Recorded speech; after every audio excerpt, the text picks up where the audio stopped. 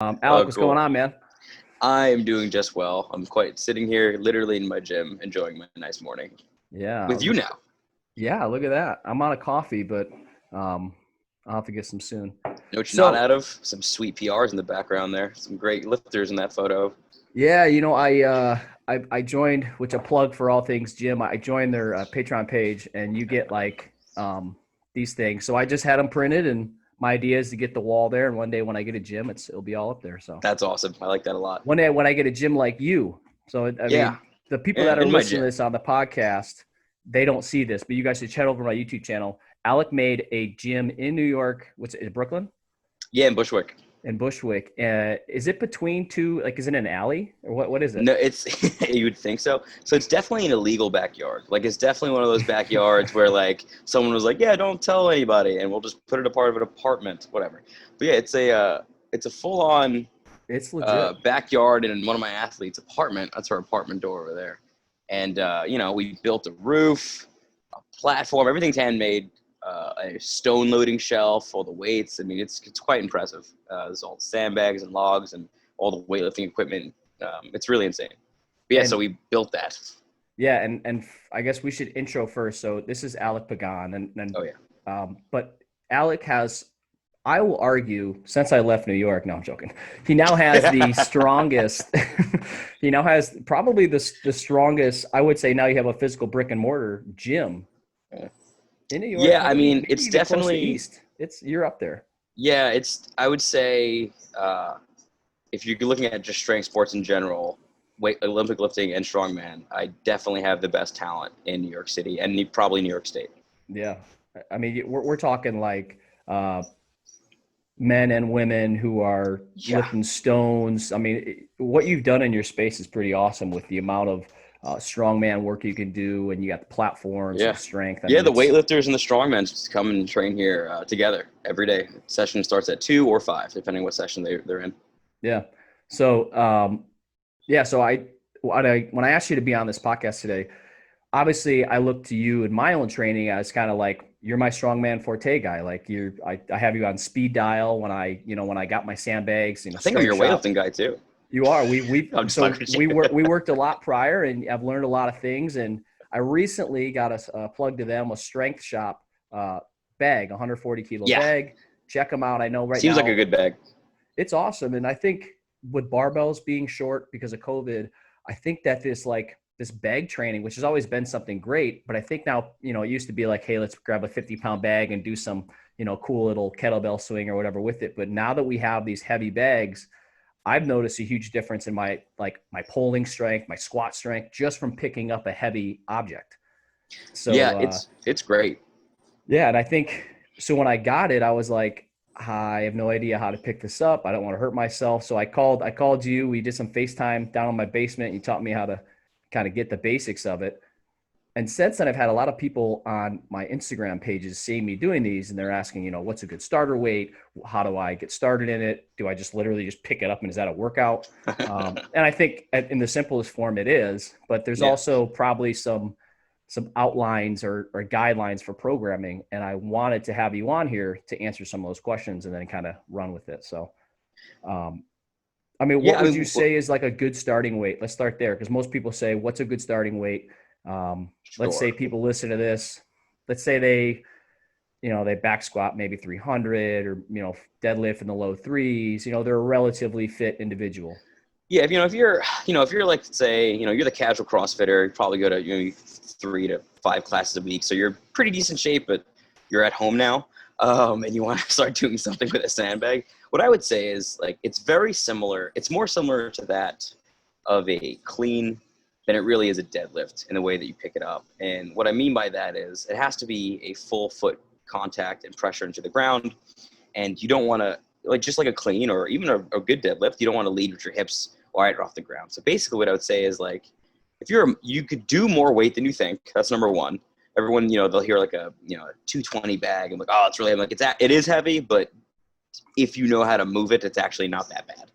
And the reality is, it's just really all in the picking mechanics, and that's so. If you're a new person, you want to buy a bag, I would say just go get a 100-kilo bag, which is 220 pounds, fill it halfway, and with, oddly enough, the 100 pounds in there, or the 100 and whatever, 10 pounds that's in there, is going to feel more awkward and silly than when it's full, because it's not a full bag. And then train yourself with that. Get really comfortable with the uncomfortable version of the full bag. And then as you gradually start putting in more sand in the bag, it's going to expand, and you actually be able to pick it up easier because the surface area will be greater, the bag will be more firm. So oddly enough, you'll be able to do more weight comfortably once the bag is actually full. That's interesting, because I thought it was the inverse. Because so I have a 140 kilo bag, and I got about 125 in it. So it's enough that if I get it, it kind of folds over itself a little bit, which makes it great to hug. Yeah. But then I do notice when I get it to my chest, it kind of collapses on itself, and I can't really grab onto just a big, it's firm thing. So yes, and so maybe your bag could probably even do with more sand. Like, it sounds like it's a little bit floppy. So the floppier the bag is, or the less filled it is, it's going to be a much harder object to move, because it's going to want to move around your body in ways that aren't really just applicable for moving heavy weights. So filling it with sand, oddly enough, gets it to a point where it's more manageable and moving, but that only comes after you have the basics. So if you want to teach yourself the basics with a less filled bag, because it's lighter and you can move it, and it's also going to be a bit more of a teaching tool because it's harder to move generally, you actually end up being better off as you slowly feeling off the sand once it's heavier. So if your bag's still flopping right around 140, it either might not be full, or the bag has expanded and you probably put more weight in it and you'll be able to move it a little bit easier. So if it's super tight, it's not the best. You kind of want that happy medium where it's 99%. Okay, that makes sense.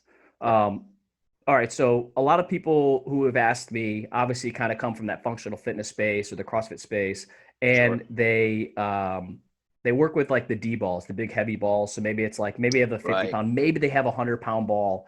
Yeah. And, you see these conditioning wads or whatever, and they're basically picking it up, throwing it over their shoulder, but it's 80 pounds, right? So it's a different story with a 200-pound bag. Totally. So what are some things, and I mean, I know the answer to this because I was doing these, but let's hear you say it, is what are kind of the if somebody just got a bag and they're like, hey, I want to do this, and say it's 150 pounds or 100 pounds, and that's challenging to them, they can't get it to their shoulder, what are kind of the main movements that they maybe should build into their bag training? So what I would do if I was a new person to moving odd objects, we'll call it just odd object training for now, I would start in various positions and progress those positions throughout the week. So let's say you work out, you're at home, and you have time to work out 5 days a week, where it used to be only 3 because, you're going to work and stuff. What I would do is I would start at different heights. So I would take the bag and I'd put it on a box. And let's say day 1, week 1, put the bag on a pretty high box. It's at your waist. And I would put it long way. So the longest part of the bag. So it's a long way, it's not upright. And from there, I would go around it. You kind of want a 10 and 2 situation. I would scoop up that bag, hold, pick it up and hold, and just do that for time. I would do 4 or 5 sets, 15 to 20 seconds with a very heavy object, just so you get used to the pressure on the chest. Mm-hmm. And more importantly, you start having a kinesthetic awareness of how to pull and brace with the odd object on your body, using your lats in the right way, your mid-back in the right way, and knowing where to even squeeze your glutes to keep you upright better, things like that. So I would do day one like that. And incorporate just a standing hold from just stand and hold. Okay. Very simple. Yeah. And you incorporate that in your training for that day. So let's say it's an upper body day. Put that in the accessory slot where you normally do a row or a back movement, and then just squeeze the heck out of your back and practice that. So you could put that into your training that you already have structured. So I would do that day 1. Day 3, let's say it's a third day. From that point, what I would do is I would take that same bag and make it much lighter, or let's say you have another one that's lighter.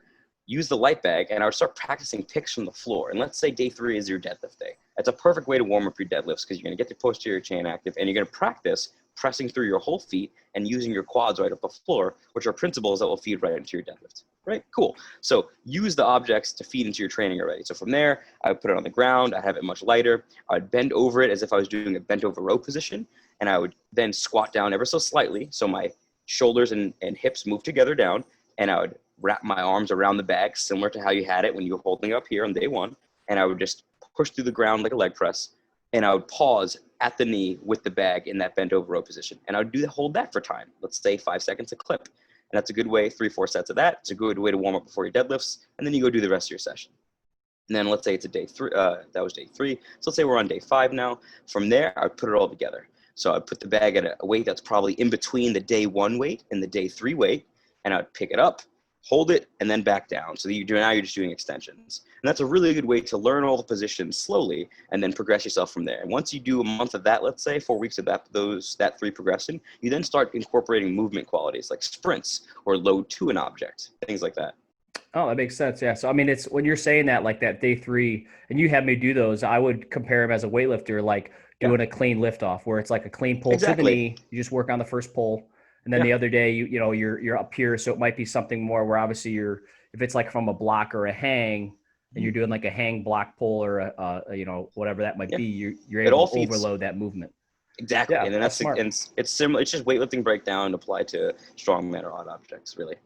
I think the biggest thing is people were always asking me, how many reps should I do? Should I do a Metcon? And I think this is weird where outside of the strongman world, people see a bag, and because it's just been these heavy D balls have been popularized in the functional fitness space, in the CrossFit space, that people kind of look at them as like, these are conditioning pieces, right? But could be. They could also be something that's really heavy. Exactly. And that's where I think, when I'm seeing people do it, they're just trying to do it for time and go crazy with it when, and this is something that you've kind of been showing me is, if I want to get this thing to my shoulder, it's not a fast pop and it's here, right? It might be a 30-second grind where you got to stop at stations 2 inches up your chest. And I think it's just people have to kind of see the bag as more than just a piece they can throw over their shoulder lightly. Getting one, it's like putting a refrigerator on your shoulder. So and the benefit of time. If you were to break it down this way for a month, even if you're a new person, the benefit of this is once you kind of get all these skills and put them all together from month to month and selected your progressions as needed, you then can start using it as conditioning pieces because your skill set would be so much better that then you can start doing conditioning pieces with the bag that used to be heavy. That can now be your conditioning bag just because you're so technical with the object. So if you were only working with a 50-pound bag, towards the end of a 1-month cycle or 2-month cycle, you could be working with a 200-pound bag just as well. And that will make you generally much stronger for whatever else you're training for, which is probably just life. Well, yeah. I mean, I've even noticed, just like you mentioned earlier, putting it into an accessory block where you're doing back. Like, I don't really do that much back training anymore other than doing heavy front-loaded carries, doing the bag training, and maybe some pull-ups and maybe some light rows as a warm-up for the bag. Sure. And I've noticed back strength. I've noticed my front squats went up. I've noticed my deadlifts went up. And obviously, I'm training elsewhere doing things. But I do think that this bag training has been a huge benefit to my other training, especially in weightlifting. It translates a lot over other things. But you'll find, especially mid-back, for my longest, I mean, I've been weightlifting for like 7 years, I feel like now, or 5 years, a long time. And switching over to doing strongman training with the purpose of competitive training, what I've noticed is nothing has made my mid-back grow out wide like all this new training that I'm having to do. And it's all, generally speaking, now stones and bags, so odd objects. So it's great in that sense, even if you're just going for an aesthetic look and you want to look great. It's great for that. And also, if you just want to be fuck you strong, and that's a great thing too. Yeah, I think there's something to be said about just having that, being able to have that CNS just like pop. Yeah, it's cool, man. It's a good time. So obviously, I want to kind of go into this next part here. So you and I'm very passionate about strength sports. You're passionate about strength sports, and you're doing something pretty cool right now that hasn't been done. And I don't want to tease it too much, but you made a pilot, right? Oh, yeah. So I created a show, pilot, I should really say, about essentially what it's about is the exploration of what it takes to be at the highest level of sport from a people piece perspective. And we're using strength sports as a catalyst to kind of display and show these modalities of just lifestyle and just grit, essentially. But yeah, it's a, think 30 for 30 type feel, but for strength sports and what it takes to get to be the best, or sometimes not the best. So it's a fun like expose on these people involved in from ranging strength sports. The pilot happens to be on Jordan Wissinger and Jacob Horst and Alex Lee on a qualifying competition that they needed to do together, a local meet really, to qualify for Pan Am. So it ended up having to be the best 3 in the world, in the nation, show up in the same meet. So it was very random, and it happened to be a real magical moment in weightlifting history that just wasn't covered by news outlets or even USAW. So I made a show on that particular meet, and it ended up turning out really well, and quite proud of it. But the goal is to then explore strongman, powerlifting, CrossFit, basically the strength sport umbrella, bodybuilding, even just to kind of show there's some really mythical tales out there that no one really knows about And it's simply because the sport isn't as popular as other things like baseball or football or whatever. Yeah, I obviously watched it. What I really loved about it was that you were telling the stories that were like a layer behind what everyone else saw, right? Like Yeah, we see these guys on the yeah, stage, and that's what we think, but behind all this, there's so much work, and like people are competing against each other. You know, these competitions mean a lot, and when you get yeah, a lot of people in this particular one, I think there was three, right? Three yeah. athletes going Three head to head people. for one spot. Yeah. Hmm. Um, And two so of which are on the same team, yeah, so I mean which makes it even more interesting.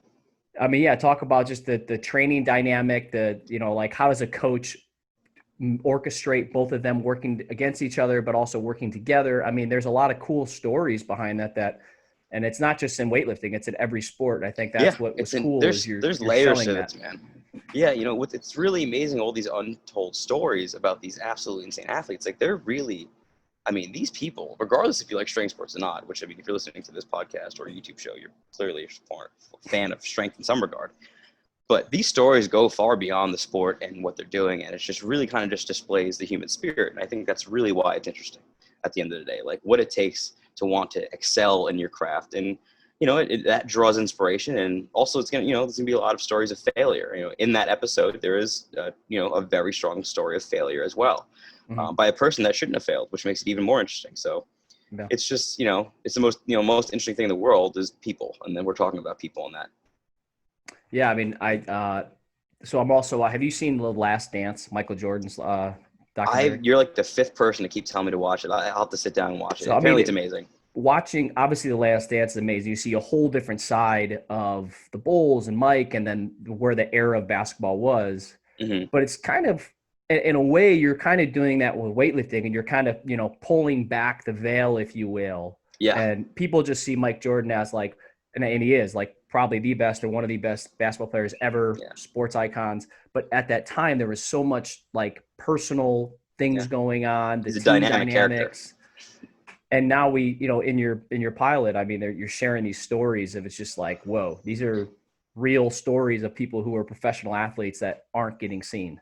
Yeah, and it's interesting too because you get to see whenever to bring it back to weightlifting, whenever we see Jordan Wissinger, two-time world team member, we're like, oh, Jordan just qualified again, it's On great. a garage But strength, right? at a garage strength in Pennsylvania, like, coached by Dane Miller, and you see that, oh, Jordan qualified again, great, or he went to Pan Am's again, super cool. But what you don't see is like Jordan is in the gym with a teammate who beat him 3 weeks prior to his qualifying event meet, he's trying to battle this guy who's also his friend. So that's an interesting dynamic in that, like, they grew up together essentially in different weight classes. Now that one went up, he beat Jordan local meets and things like that, where they truly were maxing out. It wasn't like a gimme. Yeah. And then you see Alex Lee, the very seasoned athlete who, for the longest time was top of that class.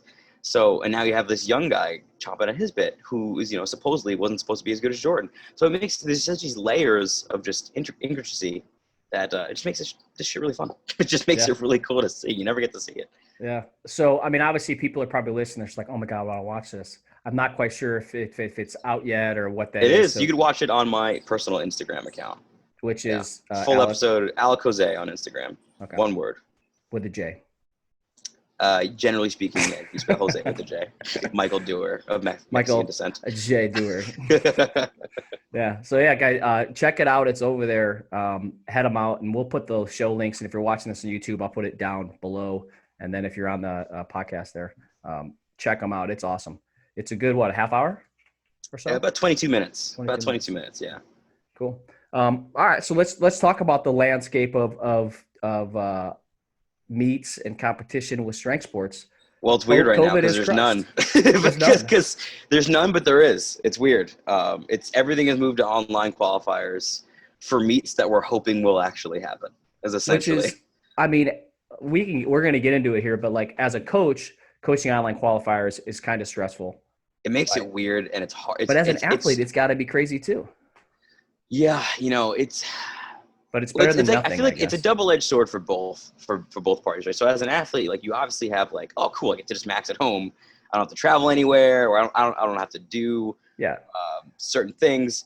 But but then there's the stress of like, oh, it's in my home, and like if I don't get it done now, I might not be able to get it done. And a lot of athletes, like for example, like I don't have my people PR in the gym. They never have Yeah. their totals. They've always PR'd their totals at meets, and they Same. always crush at meets. And that actually that I've seen has actually messed with their head a little bit in that like, oh yeah, the crowd's not here, and I'm used to like competing against other people, and like so now you have to kind of coach a different mindset of like, listen, this is a big lift. It's not just a regular day.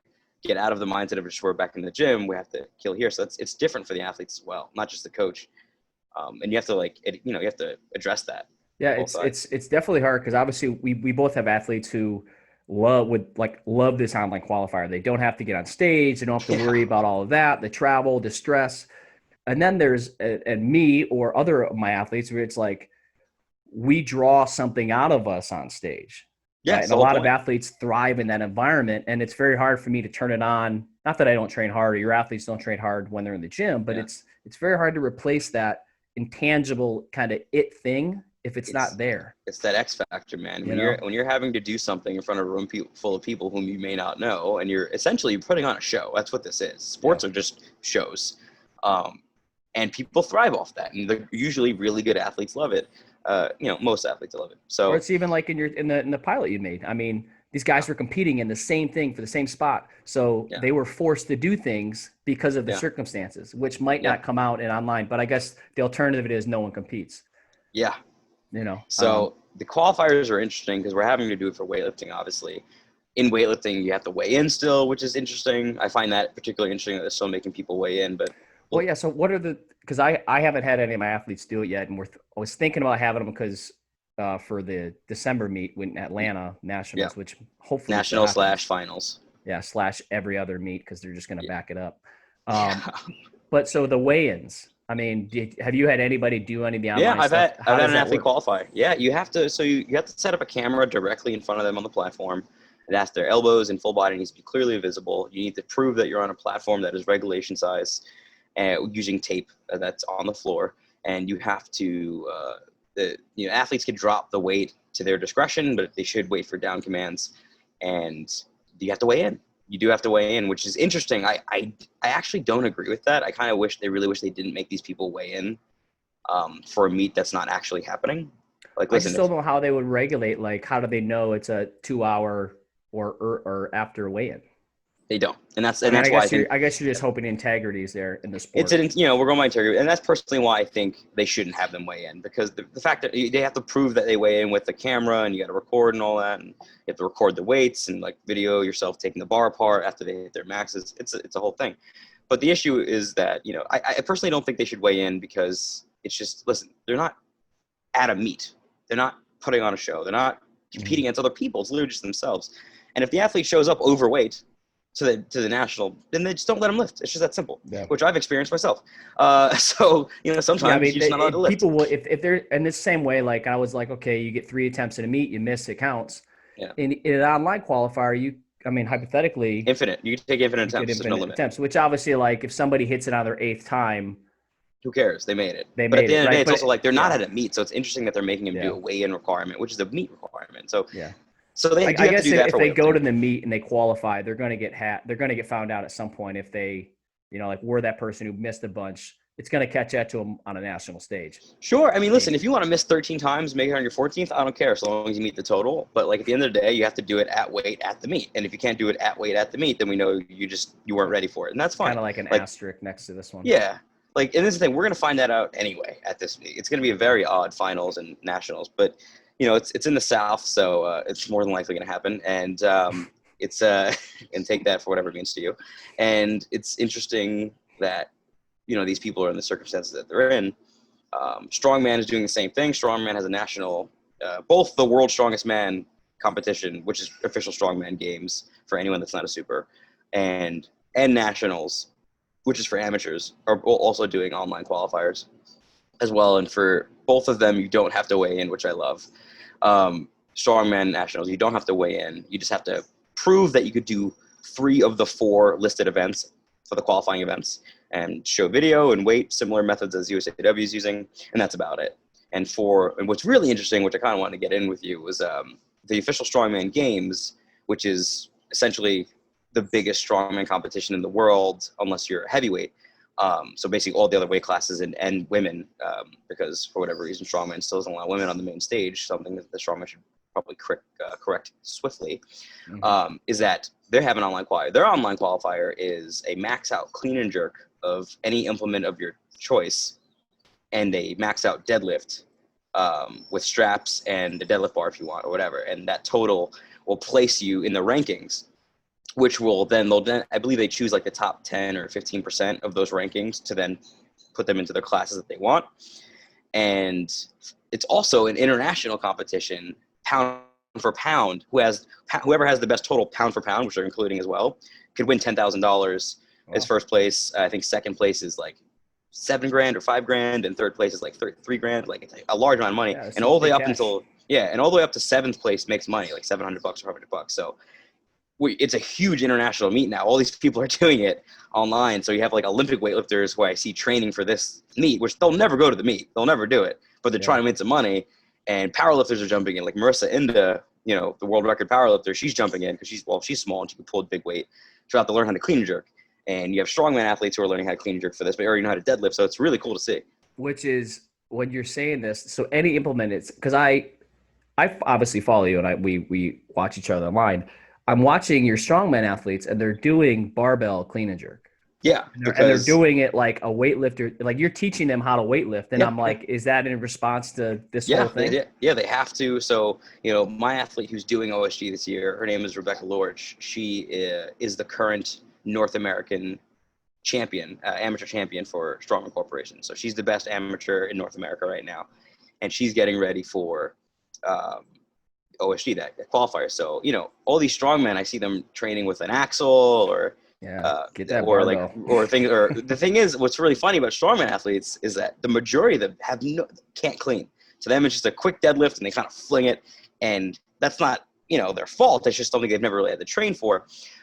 So she has a huge advantage in that, like, her coach is also a weightlifting coach who's now coaching her strongman, and you see there. So a lot of people are going to pull like really fat deadlifts, but then they'll have like these comically low weightlifting numbers. So it's really interesting to see how all the weightlifter or strongman athletes around the world are trying to prep for this and how they're training for it. It's very it's going to be interesting because she's also just a very like fit individual and has like, you can tell she has athleticism, so she's picking up very quickly. But like with a weightlifter who maybe is great at cleaning, right? Maybe their deadlift strength isn't that's the thing. To that high point. So it's kind of like she's in the middle. Yeah, so she's in that perfect situation where she could learn the skills well. I mean, dude, she went from a 70 kilos clean and jerk since we started this to she's at 90. She clean jerked 90 the other day. Yeah. Like, that's insane. So and she's doing it at body weight, 70 kilos body weight, like 69 right now. Yeah.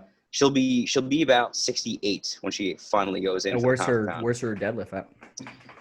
She pulled her best ever is 184. But she pulled 180 for a double the other day. 181. So she's looking good. So she's looking good for about a 200 kilo deadlift for this. 440 at about what, 150 pounds? 153, 155.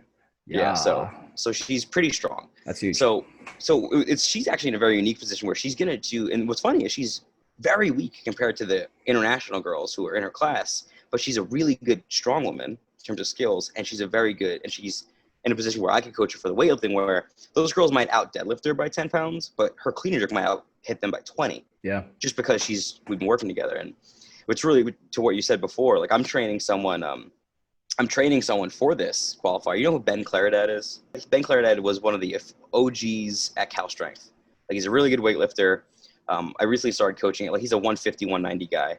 And I recently started coaching him for Strongman. And he's going to do this as well. So, Ben's probably going to clean and jerk like 182. Yeah. But his deadlift is trash. Like, Ben's only going to deadlift me. It's just not good yet, I should say. It's going to get much better. Yeah, I mean, weightlifters just aren't like top-end deadlifters. They just don't know how to pull. What it is, they just don't know how to pull. Well, and there's no need to pull. You don't need to pull any more than maybe 120% of your clean. Yeah, and the reality is the deadlift is such a unique skill Yeah. that and it's not like the clean at all. So, he'll only probably pull something low. So he's in a very odd position as well. So this whole experience is so fun watching to see who's jumping in and how to program for it, because it's so weird having to program for these two things together. And then you got to layer on the mental aspect of everything. Yeah, Of just I mean, getting athletes ready. So, well, I'll say this: strongmen love maxing out in the gym anyway, so it's really not hard for them. I mean, shit, I got a lot of weightlifters who do that too, and I'm like, I Yeah, mean, even myself, and when we've worked together, you were like, yo, man, you're gonna kill yourself. yeah, like try not maxing every session. RPEs are real. But yeah, so it's a fun meet competition that I would encourage everyone to check out. It's gonna be very entertaining. I guess what I also wanted to talk about was just how is your training going? I know you've been doing some stuff. I mean, you're leaning out, you're getting strong, but I know you were looking at doing some power lift or some strongman comps, right? Yeah, yeah. So my training's going really well. The reality is I'm not particularly strong and athletic, so it's pretty boring. But it's going very well in my transition into competing for strongman. I was scheduled to do Virginia's Strongest Man, which would have been like a couple of months ago, but for obvious reasons I didn't get to do that. But it's actually going shockingly well. What I'm finding is I'm able to pick up a lot of technical aspects of the movements and implements due to my background in weightlifting much quicker than probably someone would have if they didn't do weightlifting. So that's great. What's really challenging is overhead with the log. The jerk with that is such a different feeling. It's very different. It like chokes you out. It chokes you out, and it's just you really can't get much out of your legs. Unfortunately, you have to learn a new dip and drive style for the jerk. And it's not what we're used to. So it's very interesting having to, face that and deal with that adversity. But overall, my training's going well. I mean, I'm stronger than I've ever been, which is cool. Yeah. Which is nice. And I'm much more generally athletic. And I'm probably down about 15 pounds since I've started. So that's great. I'll be competing against you 80 kilo guys. So get ready for that. Yeah, well, I'm on my way up. Yeah, I'm going on my from way up. 90. I think we're trading. I'm going from 94 to 80. And I think you're going from 85 to 94. Yeah, exactly. So I know a lot of people, because I'm even somebody who's trying to obviously find meets, and we're kind of in this stage, and it can be difficult when they start canceling things that you've trained for 3, 4, 5 months, and obviously it's the times. But what are some things that, I mean, obviously I'm a very driven person, you're very driven, so we do it because we love training, we love progress, but there are people out there that are driven by a competition. Yeah. And as a coach, it's some of those people, it can be difficult to say, hey, this isn't going to be forever. And when December rolls around, hopefully it happens, I don't want us to look back and be like, we didn't do what we needed to do in April, May, June to allow ourselves to be here, right? Because there's an opportunity, I think, in this, if athletes can see that this is a window of opportunity, instead of focusing on, I can't train hard or this and that, because you could show up to a meet and really make some big jumps in against your competition. Yeah, so the reality is this: so, if you're an athlete in that position, like let's say you're pretty good, or you're going, you're on the cusp of being considered good, and the reality is, there's no meets and that's discouraging. This is the situation. You're in a very unique time in history that you will never get again, and that is something that I've had to explain to a lot of my athletes at the start of this whole shutdown. You will never get this time again, ever. You have more time, more than likely, depending on the situation that you're in. You have more time than you ever would get or even deserve to destroy any and all weaknesses that you might have.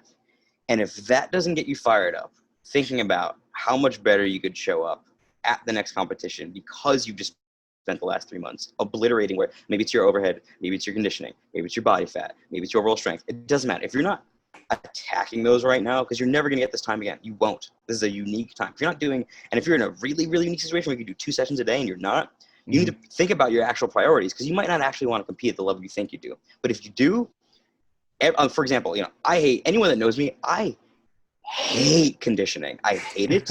I don't like it. It makes me actually upset as a person. I think of ways in which I don't want to do, but I have to do it because I suck at it. And yesterday I was outside doing death medleys, where I was doing sled sprints in the 90-degree weather, straight into sandbag sprints, so sled into sandbag, and it fucking sucks. Do you want to know why I do it? Because I know one day I'm going to be staring down the eyes of another 80-kilo guy who thinks he's better than me, and I want to teach him a lesson. And that gets me fired up. I literally, when I'm into those positions where I'm huffing and puffing, I see that person in front of me, I put myself at the meet, and I attack. And I never want the feeling of knowing I faced that person in my head or in real life and I couldn't beat them, or I punked out. So if you can't sit there and focus on those little things, I really would encourage you to figure out mental ways to do it. For me, it's visualization. I will put myself in the meet that I want to win at in my head in that training environment. I will put myself there. And if I quit, then I quit in front of those people. I quit in front of my teams and my friends. So that gets me personally fired up. And for you, if you're a person driven by data, write down all the data. If let's say, for example, you're trying to increase your bar velocity in order to get a new 1RM, write down the data. Look at your improvement just by showing up every day and track those things. Maybe it's body fat percentage. Track those things. Data is a huge encourager, if you will, of success. And if you need both, do both. But you have to view this as a time. You're basically, if you're a Dragon Ball, if there are any Dragon Ball Z fans out there, any nerds out there, you're basically in a hyperbolic chamber. And, if you weren't a fan of the show, basically what Goku would do, he would travel to this little bubble, this machine bubble, and you'd go in it, and it would freeze time in the bubble, and everything outside would go really slow. And in that time, you'd do 1,000 push-ups and work out, and you would get to work out years and years worth of working out in like a month of actual Earth time. And you'd come out and just destroy people. We are literally in a hyperbolic chamber right now due to COVID. So if you're not taking full advantage of the universe giving you this blessing, assuming you're in a position where you can train, then you really didn't want it to begin with, in which case this conversation is not for you. So that's what I would say for the athletes. That's a good way to look at it, because I'm like, right now, most people are working from home. Yeah. So, and they're probably sleeping a little more. They're not going out as much. So maybe they don't saving money. You're saving money, right? So buy a home gym stuff, right? Like you basically could do, so even myself, I obviously weightlifting, but I've been doing more effort into like the Muay Thai. And I'm like, a part of me, I'm like, man, it's weird to be working out like 2 times a day, or like going down and doing sandbags. But I'm like, this is the time period where you can devote more to your goals. You can be selfish because you just freed up a bunch of time. Dude, I have athletes. I got an athlete. She's a teacher right now. She's a school teacher, and obviously she can't teach in schools. There's nothing happening. She went out, bought like $8,000 worth of equipment because the first couple of months, all she did was just save because she wasn't out spending money, and she had a full-on. She would set up a full gym in front of her apartment building, squat rack, sled, Husafel, farmer, and just went to work. And this girl is training. This woman, I should say, is training for Strongman National Championships, or North American Championships rather, which is 11 weeks and 5 days away. And she's a favorite to win for this thing. And she's crushing training right now. She's doing 2 sessions a day. She's hitting PRs, at least 4 PRs every cycle for the last 4 cycles, lifetime PRs too, at an all-time. So she used this time not only to get physically stronger, but she lost 20 pounds during this time. Yeah, she's awesome. Down 20 pounds. She went from 190 something, now she's like 171 or something. And she's going to compete at 160, a class she's never done before, on a national stage. And she's going to crush those girls because she's taking full advantage of this time. And this is someone that, she's a special ed school teacher. So, most of her day prior to this was working with children that have, high emotional requirements and things like that. So she was pretty gassed emotionally and physically by the time she gets to her training, which would be 7 o'clock at night, 8 o'clock at night after work. And she was still doing well. Now she's hitting 2 sessions. Like the progress is just out of control. Same thing with Rebecca Lorch, who's going to who was competing for the team, World's Strongest Woman. Same thing with Billy Palumbo. Billy for a while was able to crush sessions at home and then go to work and come back. So take full advantage of this because we're never going to get it again. Yeah. For some people, this is a massive blessing, and this is not to undermine the very hard reality that some people are facing during this time, because that's real. Like some people are suffering, whether due to be health, economically, whatever. And for that, I'm sorry that you're in that position. In your case, just do your best and more focus on you and your family. But if you're not in that position, take advantage. You're never getting it again, ever. Yeah. This will never happen. Hopefully it will never happen again. Yeah. And I think too, it's important is obviously when it first popped off, people were, not necessarily scrambling to get stuff. And now people are scrambling to get things and everything's sold out and this and that. So, there's wait lists, and I had somebody be like, well, it's a 4-week wait list, so I'm not going to do it. And I'm like, no, you do it now, because in a month from now, you'll have your stuff. Yeah, But a lot of people said that on week 8 of this, and we're yeah, at and now. we're here. And I think it's going to be a while. So, and I think it's just Gonna, good to have stuff in general if you can do it. But I also think there's, for the longest time, I didn't have weights. I didn't have heavy weights, right? And body weight works and lightweight works. But at some point, if you're at a certain level, you're not going to like you replace. train your sport. You're not going to build a 450 or 500 pound back squat by doing body weight squats. It's just not going to happen. Yeah. Right. But what you can do is you can find cheap alternatives to get loads. Like, so we had Matt, one of my athletes, went out and bought like this contractor bags, made kind of a faux strongman bag because he couldn't get his hands in any. Yeah. And I mean, you could get really basic. I saw people, taking 2-gallon buckets or 5-gallon buckets and pouring cement in there. I mean, we're laughing. I'm like, oh, wow, this is kind of where we're at right now. But there are means. So if an athlete's out there and they're using this period where I can't do this or can't do that, there are people out there that are doing it and that are just going to get bags, getting sandbags, whatever they got to do to get that load. So I had an athlete. He's my youngest male, and he's just turned 19. Jack Walker. He just traveled. He lives in North Carolina. College student. He's not from there. His family's in the Northeast, so they can't go see him. So he's stuck there in North Carolina. So I was like, all right, go to Lowe's, buy those giant sandbags that they got, put 4 of them together, so it's like 180 odd pounds, duct tape the hell out of it, and you're doing sandbag sprints 3 days a week, and you're going to start doing loads and picks and carries. And he did that for 2 months. And then when he finally got to the position where he was using weights again, he wasn't weak. And he was able to like just keep some sort of semblance of progress going. You can make it happen, and you can do it on the cheap. You just got to really want to be the person that does it. And you could even do pushing a car. Like if you're outside the city, put it in neutral. Put it in neutral. I mean, it's crazy. Like I used to do that on vacations and stuff, but I mean, you can get creative and there's ways to do it. So I think now people are seeing like, oh my gosh, I have to lift weights, like some sort of weight. Make your own, like out of anything. Push a car once a week.